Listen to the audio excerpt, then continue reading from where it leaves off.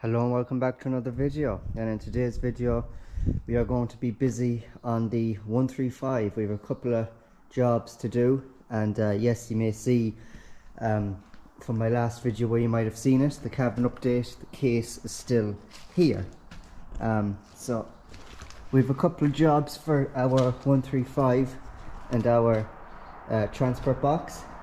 So one of the jobs, if I could squeeze through here, is bit of dung there from the cleaning out of the pen for the cow and the cat behind her there, and there's a bit of bad silage piled up here which we want to get rid of, as well as a lot of grey and mould stuff in that silage. There's a new silage bale put in. That silage bale and the silage bale before that one, which is what that stuff came out of, is the silage bale from 2 years ago, or coming on 3 maybe. So it's good quality silage, it's nice and dry stuff, but at the bottoms of it and more into the centre of the actual bale itself, it gets a bit grey mould, so there's nothing you can do about that. We also have a small bit of branches and bushes just to move over by the grandmother's garden, where we had to trim a bit of a hedge to get at a well for the slurry. So that's 3 jobs we have to do today. So I'll check the 135 for diesel and oil, make sure everything is good at that compartment, and then we can start with our first job, which we might as well. Oh, we also have ashes to do. We have to go over with a barrel of ashes. 3 jobs, that's what, yeah. So the first job I might do, because the grape is in it, which is the grape we leave over there, I had to bring it back and do a little job on it. I think we might do the dung first, so load up the bad silage that's out there and load up the dung that's there. So the international is currently backed in, we'll have to move that out of the way, but that's not a big deal either. So yeah, we'll get everything tuned up and we'll get a start made.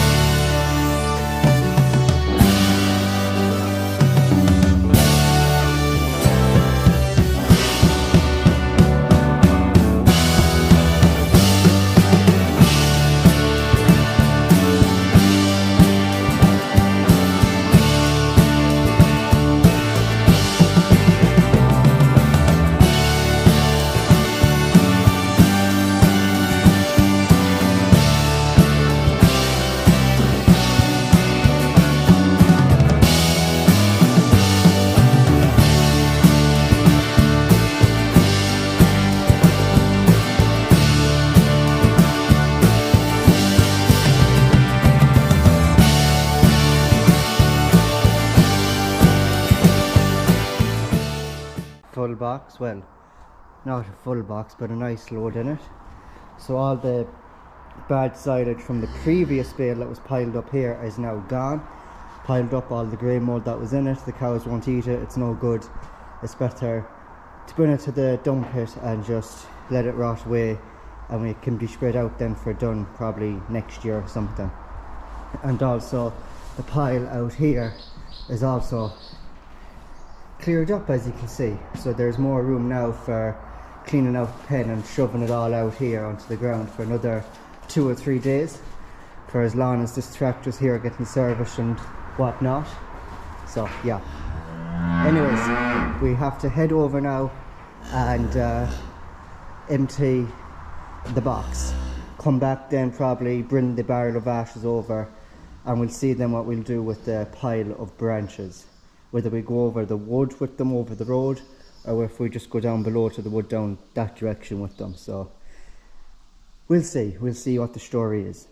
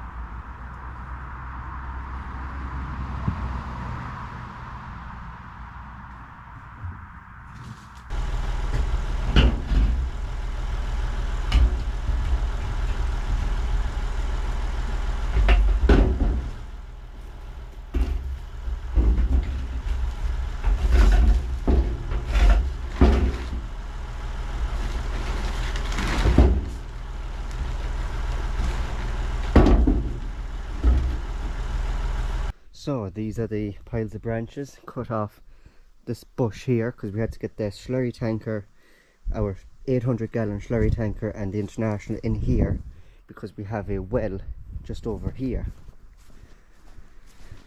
which is this. You open the lid and that's full of water. So the grandmother's house, I won't be showing you on camera, there's eave gutters, and then there's a pipe going from the eave gutters into this well, so that's what fills the water up in that well.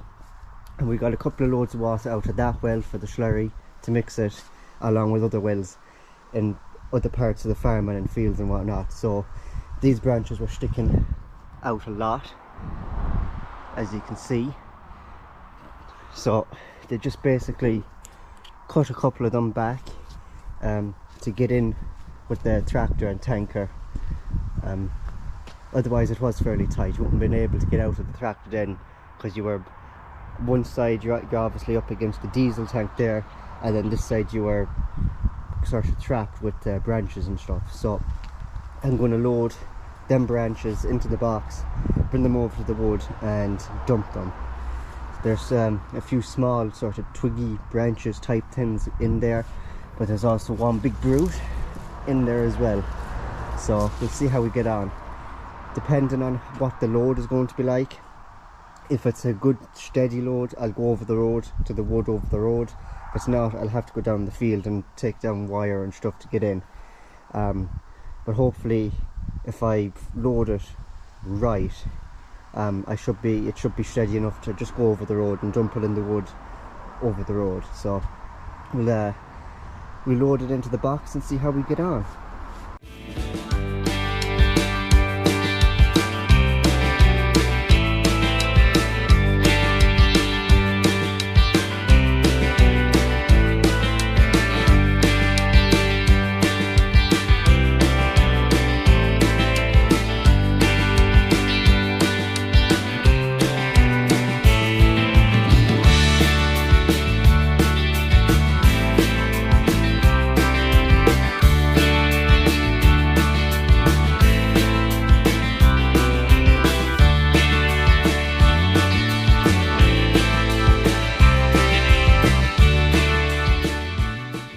That shouldn't be too bad now.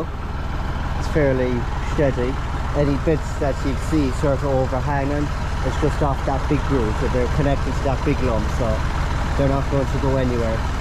All the smaller ones I trampled down, so I think I could go over the road at a nice steady pace and just take it nice and easy and dump it over the woods over the road, because if I go down the field I have to take down tape and open up the gap and get in, and then close the gap and put all the tape back up and all that, which is it's a bit annoying, but I don't have to do that, luckily. Hopefully I should be able to bring that over the road. So we'll head over and we'll find a spot to dump these in and get rid of them out of the way, anywhere but them lying on the farm. So yeah.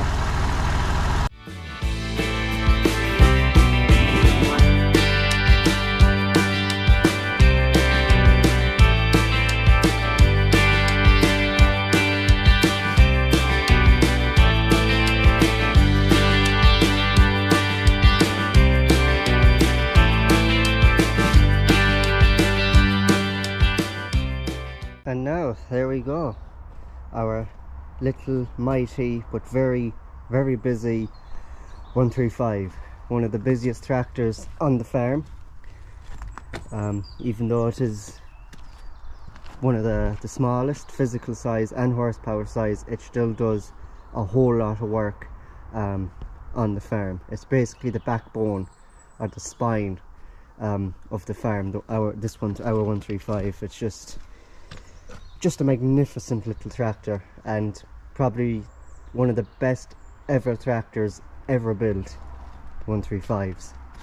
Obviously we have our International just over there, which also does a lot of work. It does a bit of slurrying, it does a bit of topping, draws in bales for the silage, feeds the cattle during the winter. It'll be hooked up on the cattle trailer an odd time. Our International also does a lot of work for us as well, but you don't need those big extravagant four-wheel drive tractors filled with computers and all that shenanigans. Simplicity at its best is the 135, so very happy with it, very happy. And our box that basically never leaves it, other than if the tractor is going rolling. But more or less anything that's on this tractor is 9 times out of 10 or 99% of the time is the transport box. Unless it's rolling, then the roller is on it. But other than that, that box basically never or it never gets taken off the tractor itself. basically. That's the view of it now. That's basically its life. That's what it does. But yeah, a lovely, handy little tractor to have. I love it. Absolutely love it. But anyways, that's more or less the jobs that our 135 does on the farm for us when it comes to transport box work. So yeah, and that is going to be the end of today's video. So thank you very much for watching. Don't forget to like and subscribe. Check out my merch. The links that will be down in the description, and I'll see you in my next video very soon. Take care.